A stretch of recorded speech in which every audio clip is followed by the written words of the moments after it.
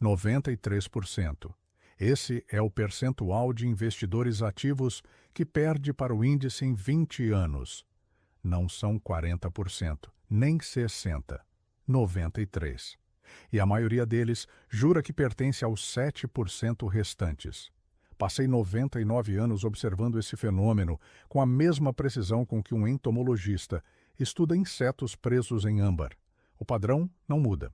Vi isso em 1929, quando o Dow Jones perdeu 89% do seu valor e famílias inteiras perderam suas casas por chamadas de margem que não podiam cobrir. Vi isso em 1973, quando o petróleo quadruplicou de preço e o Standard & Poor's 500 caiu 40% e 80%. Vi em 2008, quando o mercado imobiliário americano colapsou e arrastou com ele as economias de 40 anos de uma geração inteira. E em cada um desses episódios, o 93% fez exatamente a mesma coisa, vendeu no pior momento possível e comprou no pior momento possível. Os 7% restante, entre os quais me incluo, fez o oposto. Mas hoje não venho falar de crashes, venho falar de algo mais silencioso e mais devastador que qualquer quebra da bolsa. Venho falar da armadilha matemática em que vive a classe média desde os anos 40, uma armadilha tão bem desenhada que suas vítimas a chamam de progresso, chamam de estabilidade, chamam de responsabilidade familiar. Meu pai, advogado durante a Grande Depressão de 1929, me disse em 1930 uma frase que carrego gravada na memória como se fosse ontem. Filho, a dívida é o imposto que os bancos cobram dos tolos. Tinha razão naquela época. Tem mais razão hoje. Permita-me mostrar os números sem filtros. Em 1970, o salário médio nos Estados Unidos era de $9.400 anuais.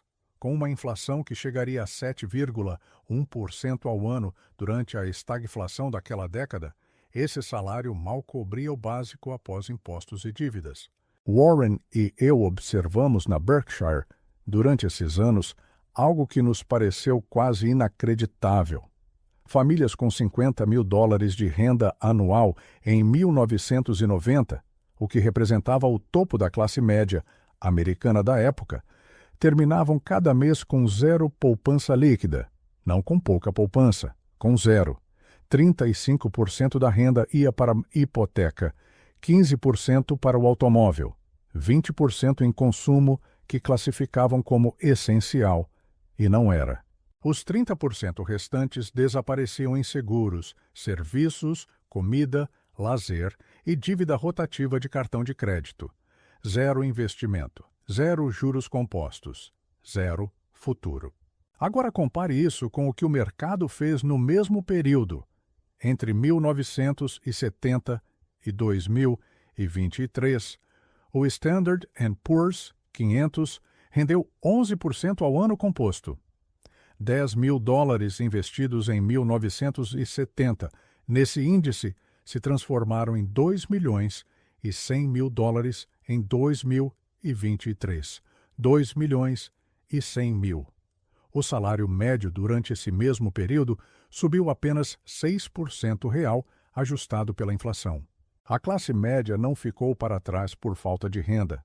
Ficou para trás porque canalizou 100% da sua capacidade econômica para o consumo financiado e 0 para o capital produtivo. O consumo financiado não só não produz retornos, ele destrói retornos futuros através dos juros compostos investidos, que trabalham contra você com a mesma implacabilidade com que os juros compostos positivos trabalham a favor de quem investe. No Brasil de 2026, o mesmo padrão se repete com precisão matemática brutal.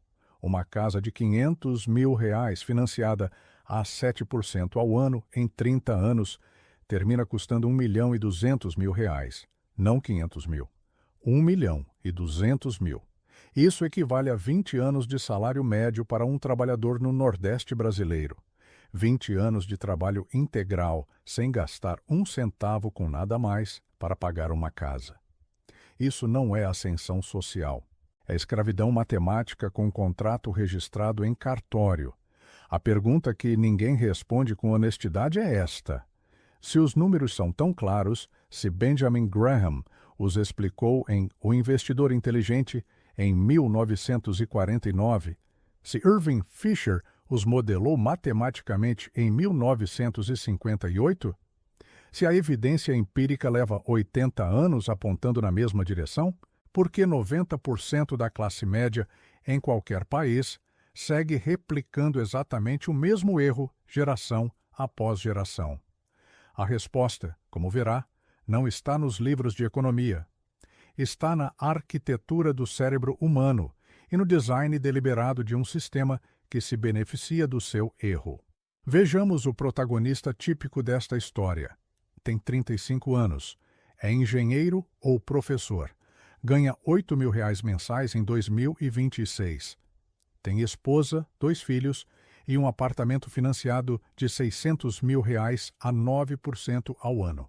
A parcela mensal é de R$ 5.000. Isso representa 62% da sua renda familiar bruta antes dos impostos. Depois de impostos, escola dos filhos, alimentação e transporte, não sobra nada para investir. Absolutamente nada. Este homem não é um fracassado. Tem diploma universitário, emprego estável, família constituída, imóvel em processo de aquisição. Por todos os parâmetros sociais visíveis, é um sucesso. Por todos os parâmetros matemáticos que importam, está em processo de falência lenta e invisível que levará 30 anos para se completar. Em 2008, vi famílias idênticas a essa nos Estados Unidos. Mesma proporção de renda comprometida com hipoteca, mesma lógica de estabilidade. Quando o mercado imobiliário colapsou, perderam 50% do valor de mercado de suas casas, mas seguiram pagando a hipoteca integral porque o banco não lhes deu alternativa. Pagaram durante anos por um ativo que valia a metade do que deviam. Os estudos da Dalbar, que monitora o comportamento do investidor americano desde 1994, mostram que o investidor médio capturou apenas 5,5% ao ano do Standard & Poor's entre 1994 e 2023, contra 10,2% do índice. A diferença de 4,7 pontos percentuais anuais durante 29 anos é catastrófica em termos compostos. Mas o investidor médio não perde por azar. Perde por um padrão sistemático. Entra quando a bolsa já subiu 30% na bolha.com do ano 2000 e sai quando já caiu 40% no pânico de 2008. Compra caro e vende barato. Repete o ciclo em cada crise. Agora o cálculo que ninguém faz. Esse homem de 35 anos com R$ 8.000 mensais tem um carro financiado a 12% ao ano, renovado a cada 5 anos. Cada renovação implica uma nova entrada, novos juros, depreciação do veículo anterior. O carro não é um ativo, é um buraco matemático. R$ 20.000 investidos a 8% real em 1990 se transformariam em R$ 280.000 em 2026. 280 mil. Suficiente para gerar uma renda passiva de R$ 15.000 anuais sem tocar no principal. Em vez disso, esses R$ 20.000 foram na entrada de um carro que hoje vale zero. Warren e eu compramos Coca-Cola em 1988 a 2 bilhões e 500 milhões de dólares de valor de mercado. Hoje vale 300 bilhões de dólares, 120 vezes mais. O consumidor médio do Brasil e da América Latina bebeu o produto durante 36 anos sem nunca possuir uma única ação da empresa que fabricava o que consumia. Pagou para enriquecer o acionista sem se tornar um. 72% dos brasileiros entre 30 e 50 anos têm dívida superior a 50% da sua renda, segundo o IBGE de 2025. Isso não é acidente estatístico. É o resultado previsível de décadas de engenharia social que começou nos anos 70, quando a estagflação normalizou o consumo financiado como única forma de acesso a bens que o salário não podia comprar à vista. O sistema aprendeu que a dívida cria consumidores perpétuos. O consumidor aprende que a dívida cria a ilusão de prosperidade. Ambos se retroalimentam até que um dos dois quebre. Invariavelmente, é o consumidor quem quebra primeiro, mas há um erro matemático ainda mais profundo que a dívida de consumo, e é o que mantém a classe média presa mesmo quando consegue reduzir suas dívidas. É a combinação de inflação mais juros compostos, um mecanismo tão silencioso e tão devastador que a maioria não detecta até que já seja tarde demais para corrigi-lo.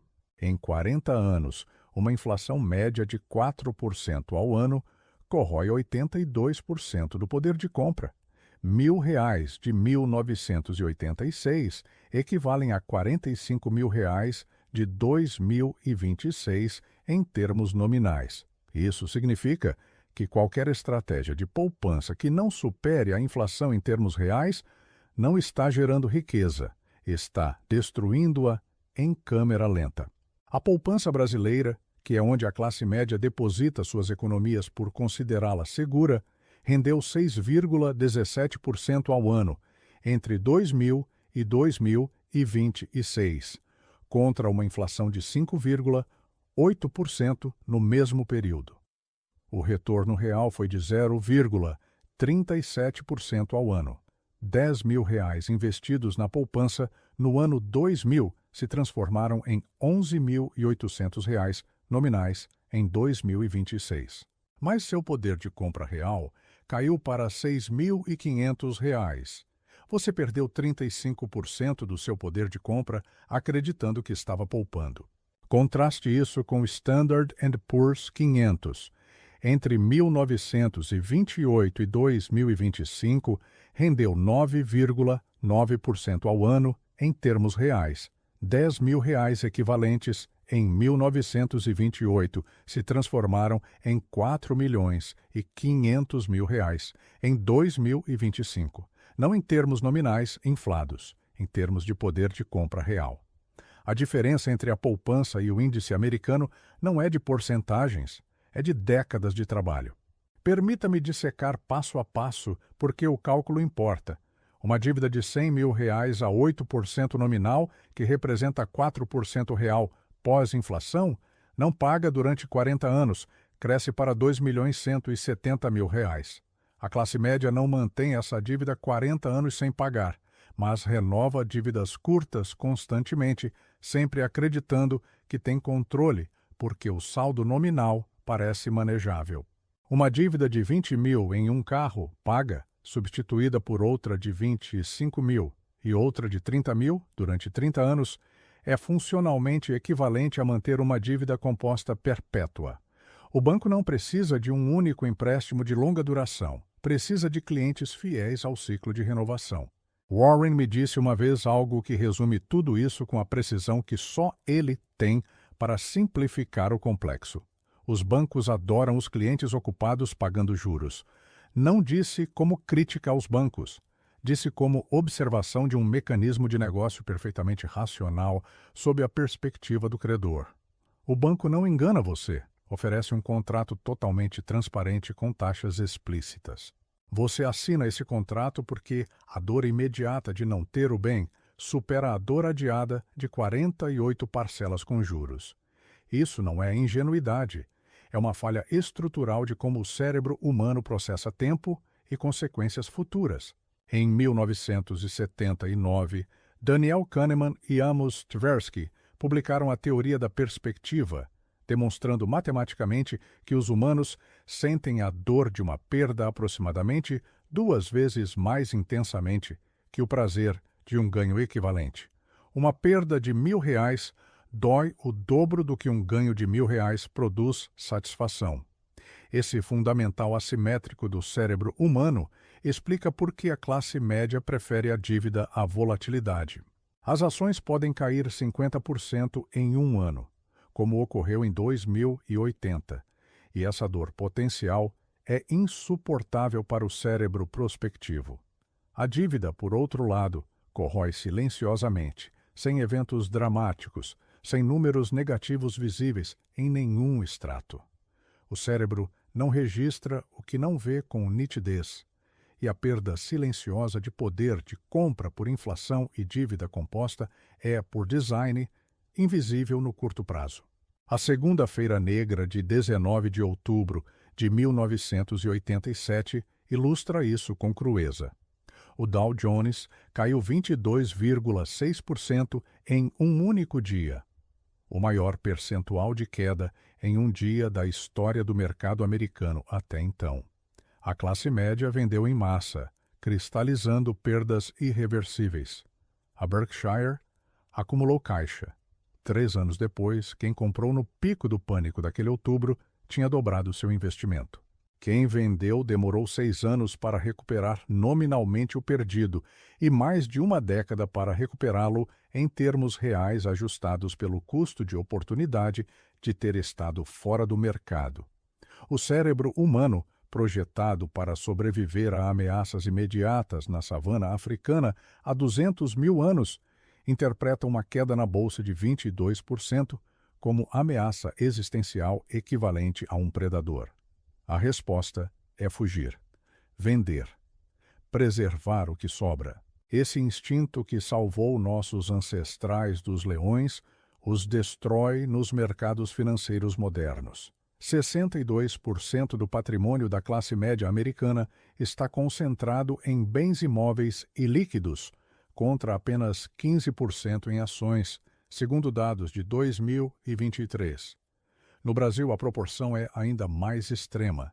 A casa é percebida como investimento seguro porque é tangível, porque não tem um letreiro com preço atualizado a cada segundo, porque o cérebro não recebe o estímulo de dor que recebe quando vê uma carteira de ações cair 10% em uma semana. Mas a ilusão de segurança do imóvel tem um custo matemático documentado. Entre 1973 e 1974, durante a primeira crise do petróleo, os preços imobiliários caíram 20% em termos reais nos Estados Unidos. As famílias que tinham hipotecas seguiram pagando 100% do valor original por um bem que valia 80% do que deviam. O banco não ajustou a dívida. O mercado não esperou. A perda foi tão real quanto qualquer perda na bolsa, mas sem o dramatismo visível que teria disparado o alarme cerebral a tempo de agir. O sistema que gera essas armadilhas não é acidental. Tem história, arquitetura e beneficiários claros. Desde o boom do pós-guerra de 1945, os governos ocidentais incentivaram sistematicamente a dívida hipotecária como mecanismo de estabilidade política e social. Nos Estados Unidos, a FHA começou a garantir hipotecas com entradas de apenas 10%, tornando acessível a compra da casa a famílias que jamais teriam acumulado o capital necessário para comprar à vista. No Brasil, o sistema financeiro da habitação de 1964 replicou exatamente o mesmo modelo. O objetivo explícito era transformar trabalhadores em proprietários. O objetivo implícito era transformar trabalhadores em devedores perpétuos, com muito a perder para protestar contra o sistema que os endividava.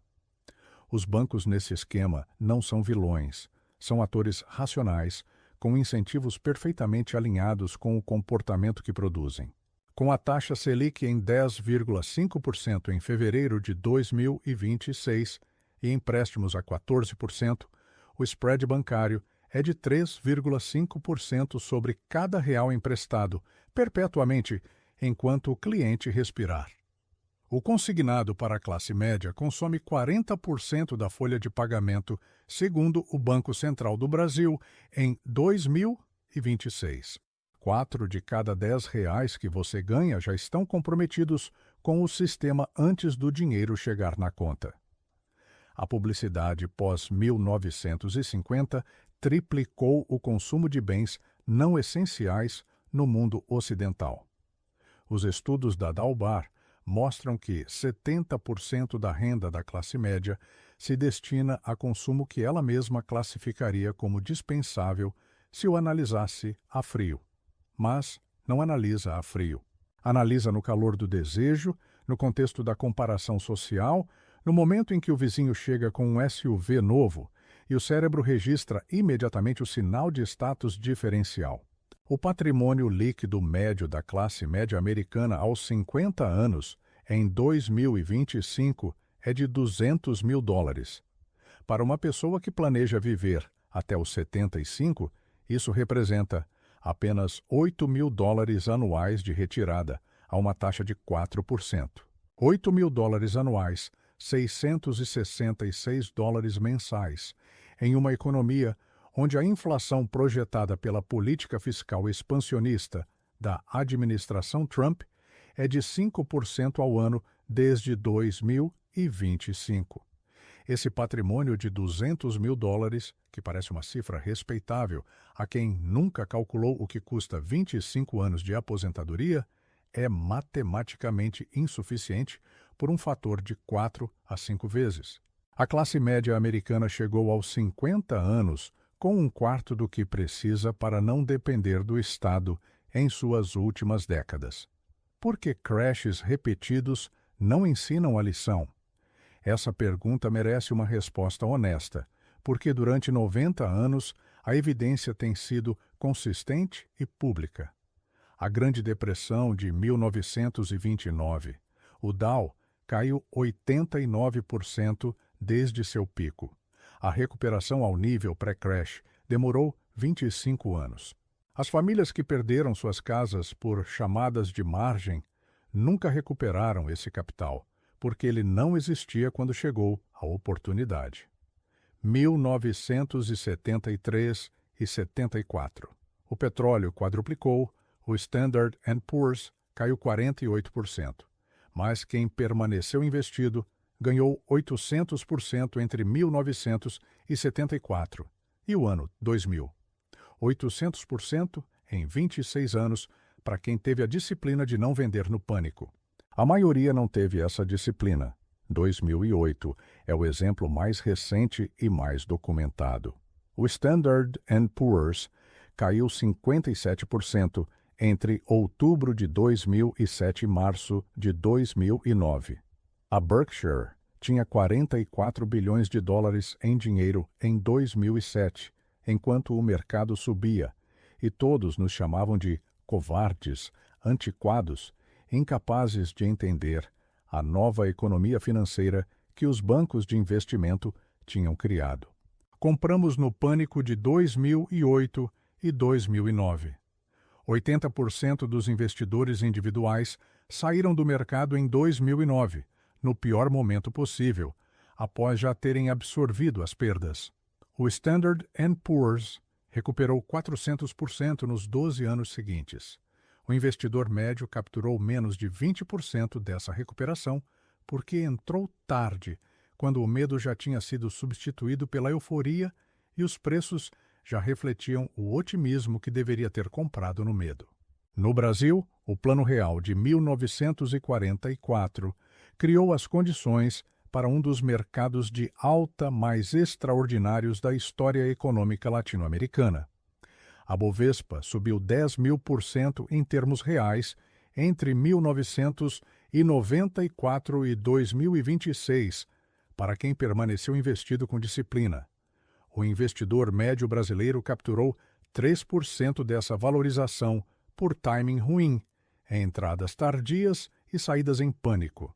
97% do retorno disponível evaporado por comportamento. O padrão tem uma lógica interna que Kahneman chamou de heurística da disponibilidade. O cérebro avalia probabilidades futuras baseando-se em quão facilmente consegue lembrar exemplos recentes. Em 2008, os noticiários mostravam falências bancárias todos os dias. A disponibilidade de exemplos de catástrofe era máxima. O cérebro concluía, incorretamente, que a probabilidade de perda adicional era também máxima. Vendia. Em 2021, com o Standard & Poor's subindo 20% no ano, os noticiários mostravam histórias de pessoas que ficaram milionárias com criptomoedas e ações de tecnologia. A disponibilidade de exemplos de ganho fácil era máxima. O cérebro concluía incorretamente que a probabilidade de ganho adicional era também máxima. Comprava no topo. 92% dos day traders brasileiros perdem dinheiro em 300 dias de operação, segundo dados da Comissão de Valores Mobiliários de 2024. Não por falta de inteligência, por excesso de atividade guiada por vieses cognitivos que operam abaixo do nível da consciência racional. Agora chegamos ao centro matemático do problema, a parte que ninguém na classe média calcula porque exige sentar com uma folha de papel e encarar números que doem mais que qualquer perda na bolsa visível. Deixe-me fazer isso com você, passo a passo, sem arredondar nem suavizar. Em 1965, a Berkshire Hathaway era cotada a $19 por ação. Em 2025, é cotada a $700 mil por ação. Isso é 36.800 vezes o valor original, equivalente a 20% ao ano, composto durante 60 anos. Mas há algo que muito poucos entendem sobre esse número. 95% da valorização total ocorreu nos últimos 30 anos, não nos primeiros 30. O composto não é linear, é exponencial. Os primeiros 20 anos constroem a base, os últimos 20 anos constroem a fortuna. Quem vende aos 15 anos porque já ganhou o dobro, perde 90% do resultado final que estava disponível se esperasse. A classe média ignora sistematicamente essa não linearidade. Vende quando dobrou, realiza o lucro, comemora e perde 90% do que teria ganho se tivesse esperado. R$ 1.000 mensais investidos a 8% real durante 30 anos produzem R$ 1.500.000 ao final. A fórmula do valor futuro de uma anuidade, com uma taxa mensal de 0,0067, dá exatamente esse resultado. Mas a distribuição temporal desse R$ 1.500.000 não é uniforme. Nos primeiros 10 anos, você acumula R$ 183 mil. Na década seguinte, R$ 470 mil. Na terceira década, R$ 847 mil. A última década produz mais que os primeiros 20 anos combinados. Quem interrompe aos 20 anos não obtém 2/3 do resultado, obtém menos de 1/3. Se você começa aos 25 anos, chega aos 65 com R$ 3 milhões com essa mesma taxa e esse mesmo aporte mensal. Se começa aos 35, chega aos 65 com R$ 1 milhão. A diferença de 10 anos no início não produz uma diferença de 10 anos no resultado. Produz uma diferença de R$ 2 milhões, uma perda de 66% do resultado final por 10 anos de espera. Esses 10 anos de espera entre os 25 e os 35 não são tempo vazio. São o capital semente do composto que constrói os últimos 20 anos de acumulação exponencial. Perdê-los não é perder 10 anos. É perder o motor de toda a última fase. Coca-Cola em 1988. $1.000 investidos se transformaram em $120 mil em 2026, 120 vezes o capital original em 38 anos. Mas o consumidor médio latino-americano que bebeu Coca-Cola durante esses 38 anos pagou em média $500 anuais no produto, $19 mil no período, sem possuir uma única ação. Pagou para enriquecer o acionista enquanto se convencia de que estava desfrutando de um prazer acessível.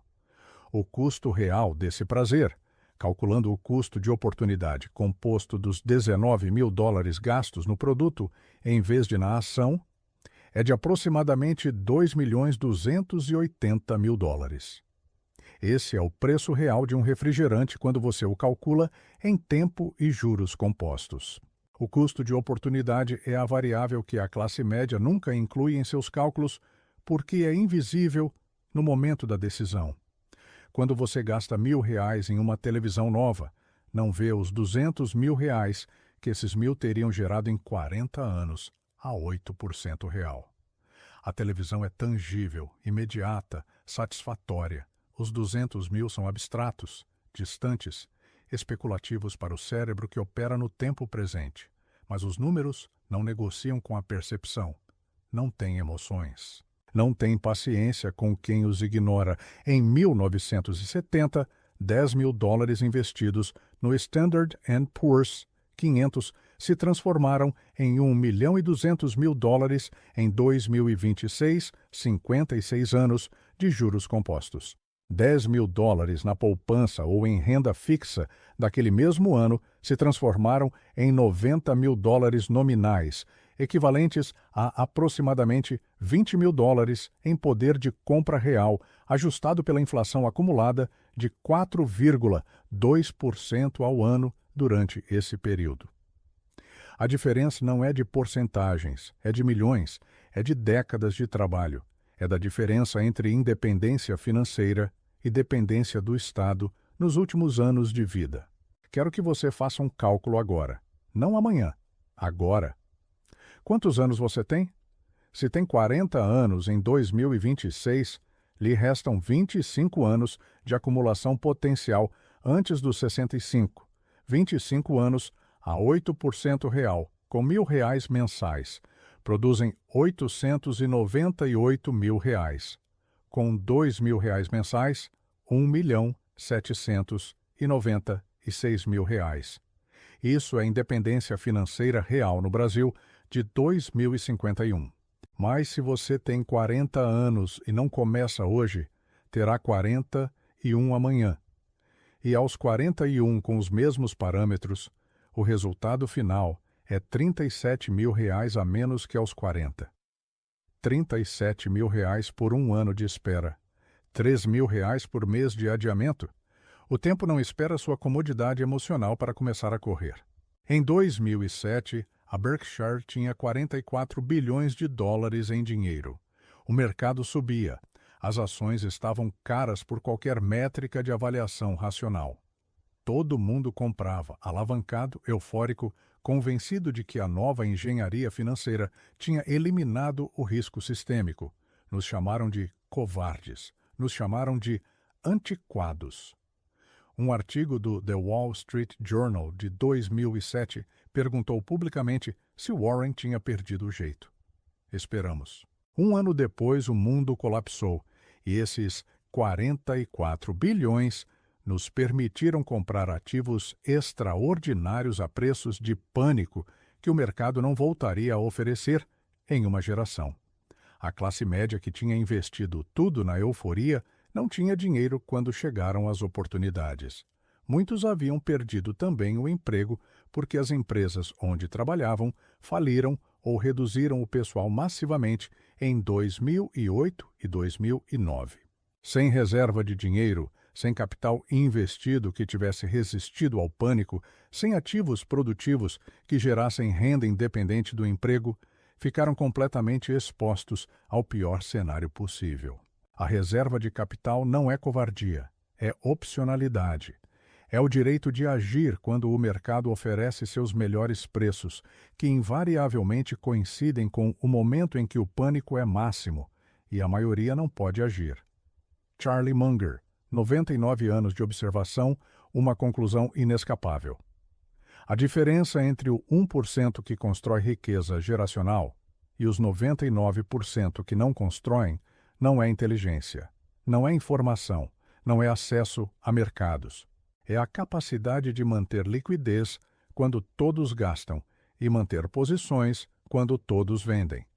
Agora permita-me mostrar a estrutura do erro em seus números mais brutais, porque quero que fique gravado de uma forma que você não possa ignorar.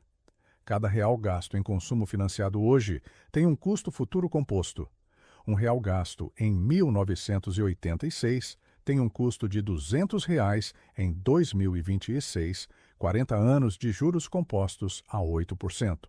R$ 1.000 gastos em uma televisão em 1990, que pareciam uma compra razoável, representam R$ 214.000 em 2026.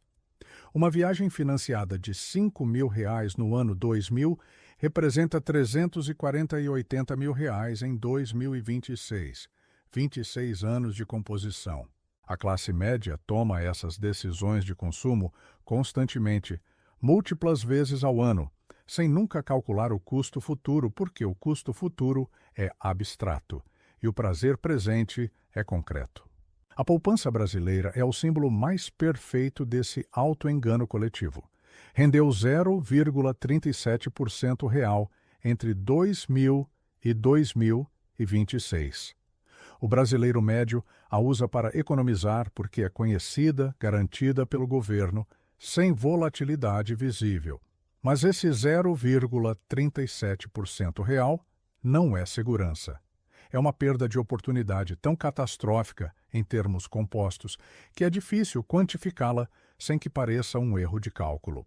R$ 100.000 na poupança no ano 2000 se transformaram em R$ 118.000 nominais em 2026, mas com poder de compra equivalente a R$ 65.000 de 2000.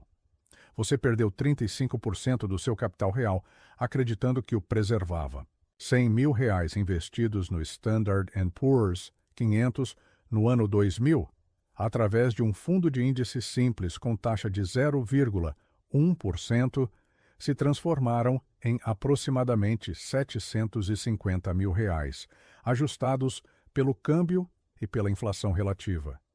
A diferença entre a poupança e o índice americano em 26 anos é a diferença entre R$ 65.000 de poder de compra e R$ 750.000. Um fator de mais de 11 vezes. Isso não é volatilidade administrável. É o abismo entre a classe média, que trabalha até os 70, e a independência financeira aos 60. O modelo Robert Shiller do CAP. A relação preço-lucro ajustada ciclicamente previu consistentemente, desde 1988, períodos de sobrevalorização e subvalorização do mercado americano, não com precisão de dia nem de mês, mas com precisão suficiente para que um investidor paciente evite comprar em picos de bolha extrema. A bolha.com de 2000 era visível no CAP, que chegou a 44 quando a média histórica é 16. A bolha imobiliária de 2007 era visível no CAP, que chegou a 27. O investidor médio ignora o CAP, porque o viés de recência diz que o que subiu continuará subindo e porque vender em um mercado de alta parece perder dinheiro que você ainda não ganhou. Warren e eu não usamos o CAP como sinal de operação. Usamos como sinal de prudência sobre quanto capital manter em reserva versus quanto alocar no mercado. Em 2006, tínhamos 44 bilhões em dinheiro, não porque esperássemos um crash específico, mas porque as avaliações não justificavam o risco de estar completamente investido, a prudência matemática, não a previsão do futuro. A armadilha estrutural que mantém a classe média presa tem um mecanismo de retroalimentação que vale a pena dissecar, porque explica por que ela não se corrige sozinha com o tempo. Quando a classe média se endivida para comprar uma casa, o banco ganha juros. Quando gasta em consumo, as empresas ganham margens. Quando mantém a poupança ou conta corrente, o banco ganha o spread sobre esse capital que empresta a outros. Cada decisão financeira da classe média, independentemente de qual seja, gera lucro para o sistema financeiro. O sistema financeiro não tem incentivo algum para mudar esse comportamento. Pelo contrário, tem incentivo em perpetuá-lo e refiná-lo. A publicidade que normaliza o crédito ao consumo, as hipotecas com entrada mínima que tornam acessível o que não deveria ser acessível dada a renda real, os programas de fidelidade que recompensam gastos com pontos que incentivam mais gastos, são todos mecanismos de refinamento do mesmo esquema que existe desde 1945. Warren observou isso com clareza nos anos 60, quando estudava o comportamento dos consumidores americanos de pós-guerra. A geração que viveu a Grande Depressão poupava compulsivamente, desconfiava da dívida, comprava à vista quando podia. Seus filhos, nascidos na prosperidade do pós-guerra, tinham aprendido que o crédito era a ferramenta de acesso a uma vida melhor. Seus netos, nascidos nos anos 70 e 80, consideraram o crédito não como ferramenta, mas como direito. O processo de normalização levou 2 gerações. Em 2010, a dívida hipotecária média americana representava 4 vezes a renda anual do devedor. Em 2026, a dívida familiar média no Brasil é de 55% da renda, crescendo 12% ao ano desde 2020. Quero falar agora sobre o que os crashes ensinam a quem está disposto a aprender. Não sobre os crashes em si, mas sobre o padrão de comportamento que os segue e que determina quem sai enriquecido e quem sai empobrecido do mesmo evento. A Grande Depressão de 1929 destruiu quem tinha dívidas e preservou quem tinha dinheiro e ativos sem alavancagem. Os que compraram ações de qualidade no fundo de 1932, quando o Dow estava em 41 pontos depois de ter chegado a 386 em 1929, obtiveram retornos extraordinários nos 20 anos seguintes. Mas 99% dos investidores que sobreviveram à depressão não compraram no fundo. Esperaram até que o mercado tivesse recuperado 50% da queda antes de reentrar, perdendo a maior parte do retorno disponível. Em 1973 e 74, o petróleo quadruplicou e o Standard & Poor's caiu 48% em 16 meses. Quem permaneceu investido sem vender, e especialmente quem aproveitou a queda para investir capital adicional, ganhou 800% nos 26 anos seguintes até o ano 2000.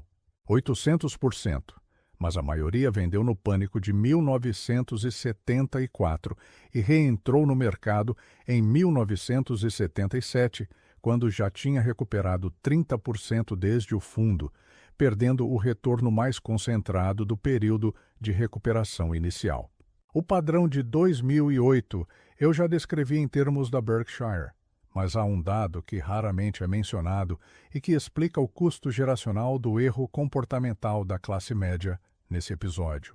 O investidor americano médio que saiu do mercado em 2009 e reentrou em 2012, quando o Standard & Poor's tinha recuperado 80% de suas perdas e a narrativa midiática tinha voltado ao otimismo, capturou aproximadamente 30% do retorno total disponível entre 2009 e 2025. 70% do retorno de 16 anos evaporado por 2 erros de tempo: vender no pânico e comprar na recuperação tardia. Para um trabalhador de 40 anos em 2009 com $50 mil investidos, isso significou a diferença entre $250 mil em 2025, que era o resultado de permanecer investido, e $75 mil, que foi o resultado médio do investidor que vendeu e reentrou tarde, $175 mil de diferença por 2 decisões emocionais tomadas sob pânico e euforia. A matemática dos juros compostos não tem piedade dos erros de tempo, porque os erros de tempo são permanentes em suas consequências, embora temporários em sua duração. Você não pode recuperar os anos em que esteve fora do mercado. Não pode retroativamente comprar aos preços de 2009, porque em 2012 decidiu que já era seguro voltar. O tempo perdido fora do mercado tem um custo exatamente calculável e absolutamente irrecuperável. Cada ano fora do mercado em fase de composição reduz o resultado final em um percentual que depende de quão longe você está do fim do horizonte de investimento. Aos 35 anos, Um ano fora do mercado reduz o patrimônio final aos 65 em aproximadamente 12%. Aos 45 em aproximadamente 8%. Aos 55 em aproximadamente 5%. Os anos mais caros de se perder são os anos iniciais, quando o capital semente do composto exponencial está se formando. Deixe-me agora fazer o cálculo que ninguém faz no Brasil, especificamente para alguém no Nordeste do país, porque os números precisam ser concretos para que o cérebro os registre como reais. Um trabalhador em Lagoa, Paraíba, ganhando o salário médio regional de aproximadamente R$ 2.500 mensais em 2026. Se esse trabalhador investir R$ 500 mensais, 20% da sua renda, em um fundo de índice que replique o Standard & Poor's 500 com proteção cambial, obtendo 8% real anual durante 30 anos, terminará com R$ 680 mil em poder de compra de 2056. R$ 680 mil geram uma renda passiva de R$ 27.200 anuais, a taxa de retirada de 4%, equivalente a R$ 2.266 mensais, aproximadamente o salário mínimo atual ajustado pela inflação projetada. Em termos práticos, esse trabalhador constrói para si uma aposentadoria equivalente a um salário mínimo adicional permanente, sem depender do INSS, que em 2026 já mostra déficit estrutural crescente. Se, em vez disso, esse mesmo trabalhador usar esses R$ 500 mensais para financiar um carro durante 5 anos, renovando-o a cada 5 anos durante 30 anos, termina aos 65 anos com um carro de 3 a 5 anos de uso avaliado em aproximadamente R$ 40 mil e zero capital investido. A diferença entre essas duas trajetórias é de R$ 640 mil. Esse é o preço real de um automóvel financiado, calculado em custo de oportunidade composto.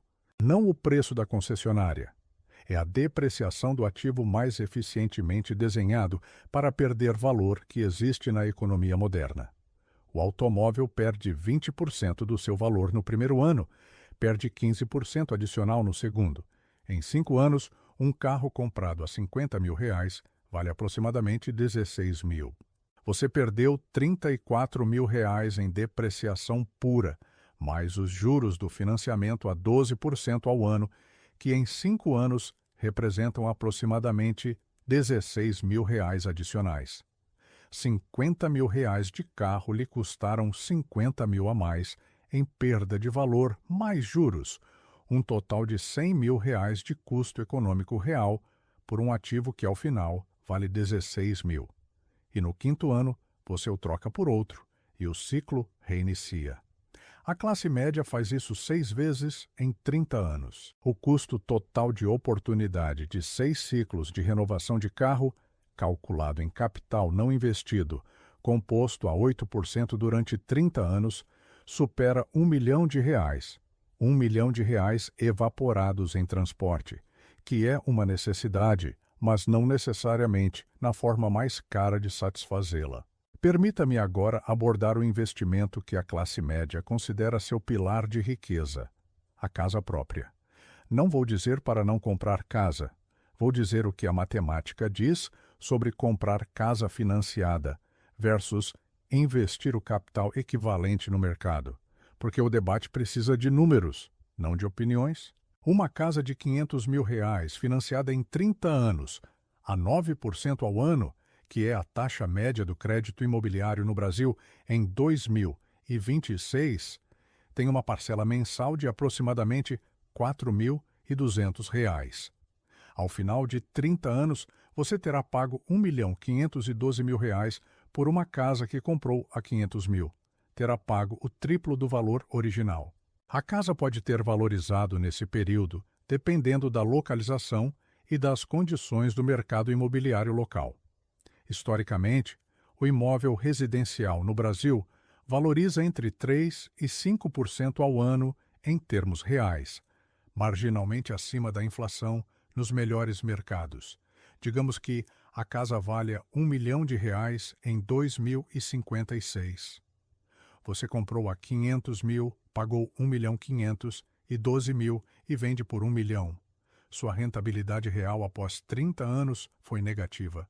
Você perdeu R$ 512 mil na operação antes de calcular custos de manutenção, impostos, condomínio e reformas, que historicamente representam entre 1% e 2% do valor do imóvel por ano. Contraste isso com o seguinte cenário. Você aluga um apartamento equivalente por R$ 2.000 mensais em 2026, que é aproximadamente a metade da parcela da hipoteca. Investe a diferença de R$ 2.200 mensais em um fundo de índice a 8% real durante 30 anos. Ao final do período, você tem R$ 3.100.000 em capital investido, gerando renda passiva de R$ 124 mil anuais, R$ 10.300 mensais, suficiente para pagar o aluguel ajustado pela inflação com ampla margem e manter o capital crescendo. Não estou dizendo que este cenário seja universalmente superior. Estou dizendo que a análise matemática rigorosa não confirma a premissa cultural de que comprar casa sempre é melhor do que alugar. Depende dos preços relativos, das taxas de juros, da valorização local do imóvel e do comportamento do mercado financeiro no mesmo período. O que é universalmente certo é que a decisão de comprar casa financiada nunca deve se basear na emoção da propriedade nem na pressão social de que quem aluga joga dinheiro fora. Quem paga 2% de juros reais ao ano na hipoteca em um mercado de baixa inflação pode estar tomando uma decisão razoável. Quem paga 9% nominal com inflação a 5% no Brasil de 2026 está pagando 4% real por capital, que poderia estar rendendo 8% real no mercado. A diferença de 4 pontos percentuais sobre R$ 500 mil durante 30 anos é a diferença entre acumular e se descapitalizar. O sistema estrutural que gera essas armadilhas tem um aliado inesperado que potencializa sua eficácia: a comparação social. O ego não opera no vácuo, opera em contexto relacional. Quando o vizinho chega com um SUV novo, o cérebro não processa a informação como dado neutro sobre as decisões de consumo de outro indivíduo. A processa como sinal de status diferencial que ativa circuitos de competição e validação que operam antes do raciocínio consciente. O resultado é que as decisões de consumo da classe média não são determinadas por necessidades objetivas, mas por sinais sociais que geram uma corrida de gastos que não tem fim porque sempre há alguém com algo melhor. No Brasil de 2026, um SUV financiado de R$ 150 mil há 6 anos, a 12% ao ano, tem um custo de juros de aproximadamente R$ 55 mil sobre o valor do veículo, mais depreciação de 60% em 6 anos, um custo econômico total de R$ 145 mil por um ativo que, ao final, vale 60 mil. Isso é uma perda econômica de R$ 145 mil. O cérebro que tomou essa decisão não fez esse cálculo. Calculou que o vizinho tem um SUV similar e que a parcela cabe no orçamento mensal, que é exatamente o cálculo que o sistema financeiro desenhou para você fazer. Warren e eu tomamos uma decisão em 1999, que ilustra o oposto desse mecanismo. A bolha das empresas de tecnologia na internet estava em plena expansão. Todo mundo comprava ações de empresas que não tinham faturamento, não tinham modelos de negócio provados, não tinham nenhum fundamento de avaliação racional, além do ímpeto especulativo. A Berkshire não comprou nenhuma. Fomos criticados publicamente. A revista Fortune publicou em dezembro de 1999 um artigo questionando se Warren tinha perdido a relevância na nova economia digital. As ações da Berkshire caíram 20%, enquanto a Nasdaq subia 100%. Nossa decisão foi ignorar completamente a comparação de rendimentos de curto prazo e manter o capital em negócios, que entendíamos com avaliações que faziam sentido. Em 2002, após o colapso da bolha, a Nasdaq tinha caído 80% desde seu pico. A Berkshire tinha subido. O custo de resistir à pressão social de participar da euforia coletiva foi de 12 meses de comparações desfavoráveis. O benefício foi preservar o capital quando 80% dos investidores que seguiram o ímpeto perderam quantias catastróficas. A classe média não tem o treinamento para fazer essa distinção, porque a pressão social de consumo opera em tempo real, com consequências sociais visíveis e imediatas, enquanto as consequências financeiras das decisões de consumo são adiadas, invisíveis e abstratas no momento da decisão. O cérebro humano tem uma taxa de desconto do futuro que os economistas comportamentais estimam entre 20% e 30% ao ano para decisões de consumo cotidianas. Isso significa que um benefício de R$ 1.000 disponível hoje é percebido como equivalente a um benefício de R$ 1.200 a R$ 1.300 disponível em um ano. Traduzido para decisões financeiras de longo prazo, o cérebro sistematicamente subvaloriza o futuro a ponto de R$ 100.000 disponíveis em 30 anos serem percebidos como se valessem menos do que R$ 1.000 disponíveis hoje. Esta distorção cognitiva é a base matemática de por que o consumo presente sempre compete vantajosamente contra o investimento futuro no sistema de preferências do cérebro humano sem treinamento específico. Isso não é fraqueza moral, é arquitetura neurológica. O problema é que a arquitetura neurológica que funciona corretamente para maximizar a sobrevivência em um ambiente de escassez imediata produz resultados catastróficos em um ambiente de abundância relativa com mercados financeiros funcionais. Nossos ancestrais, que privilegiavam o fruto disponível hoje sobre o fruto hipotético de amanhã, sobreviviam melhor na savana. Seus descendentes, que aplicam a mesma lógica à decisão entre consumir hoje e investir para a aposentadoria, terminam dependendo do INSS aos 70 anos. A resolução deste problema não é motivacional. Não vou dizer para você acreditar em si mesmo, nem para visualizar seu futuro próspero. Isso é ruído para quem vende curso. A resolução é matemática e estrutural e exige uma única mudança de arquitetura financeira que o cérebro não pode sabotar porque ocorre antes do cérebro ter a oportunidade de decidir.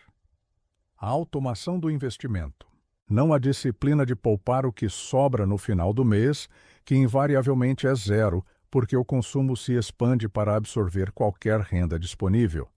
A instrução ao banco de transferir automaticamente o valor definido no dia do salário, antes que esse capital entre no orçamento de consumo, antes que o cérebro o contabilize como disponível.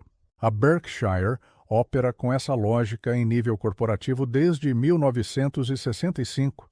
O fluxo de caixa livre gerado pelas subsidiárias é centralizado na holding antes que os gerentes locais possam reinvesti-lo em seus próprios negócios, independentemente de quão convincentes sejam os argumentos para fazê-lo. Warren e eu decidimos para onde vai esse capital, com uma perspectiva que os gerentes locais não têm. O resultado é uma alocação de capital superior sistematicamente, porque eliminamos o conflito de interesse entre o gerente que quer reinvestir em seu próprio negócio e a alocação ideal do capital para o conjunto. A automação do investimento pessoal funciona com a mesma lógica. Você elimina o conflito de interesse entre o eu presente que quer consumir e o eu futuro que precisa de capital acumulado. A escolha que você tem à sua frente não tem nuances. 90 anos de evidência empírica, 4 ciclos completos de bonança e quebra que observei pessoalmente, E a matemática dos juros compostos em todas as suas manifestações culturais e geográficas me permitem dizer isso com a certeza de quem viu o mesmo experimento se repetir com variações mínimas em 4 continentes e 9 décadas. Ou você acumula capital produtivo durante 20 anos, no mínimo, ou depende de um sistema de seguridade social que no Brasil de 2026 já mostra o déficit estrutural que o torna atuarialmente insustentável em sua forma atual.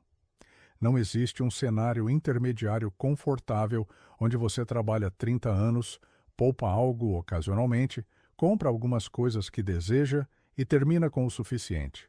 Esse cenário não existe nos números. Só existe na narrativa cultural que o sistema que se beneficia do seu consumo perpétuo tem interesse que você continue acreditando. 88% das pessoas que compreendem intelectualmente esses princípios não os aplicam. Esse número não é estimativa. É o resultado documentado de décadas de pesquisa comportamental sobre a lacuna entre compreensão cognitiva e ação financeira. Compreender não é suficiente. A compreensão ativa o córtex pré-frontal, a parte racional do cérebro. As decisões de consumo cotidiano são governadas pelo sistema límbico, que opera mais rápido, com maior intensidade emocional e com acesso direto à conduta, sem precisar de aprovação do córtex pré-frontal. O sistema límbico não lê esta análise.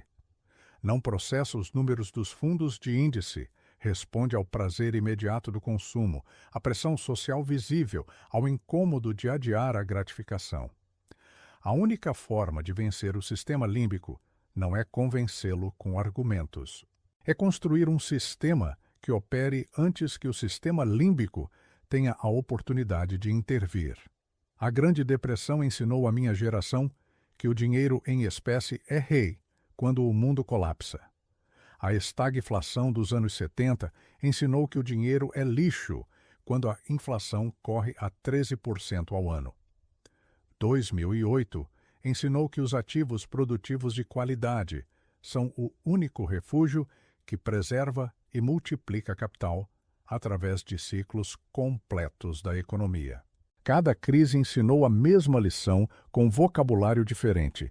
Quem tem capital produtivo quando o mundo colapsa, compra o futuro a preço de pânico. Quem tem dívida, quando o mundo colapsa, perde o passado que não terminou de pagar.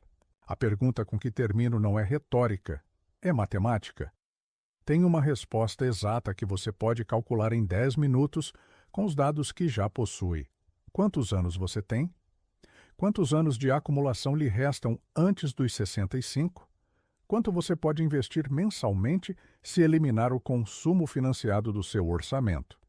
Quanto capital você acumula a 8% real com esse valor durante esses anos? E quanto desse capital e desse tempo você já perdeu esperando o momento certo para começar, que, invariavelmente, é o mesmo momento em que você está agora mesmo? Os juros compostos não esperam que você esteja pronto. Eles estão correndo neste momento, seja para alguém que começou há 10 anos ou contra você na forma de dívida que cresce enquanto lê isto. O único momento em que a matemática do composto trabalha para você é quando você age. Não quando compreende. Não quando planeja. Quando age. E esse momento sempre foi hoje.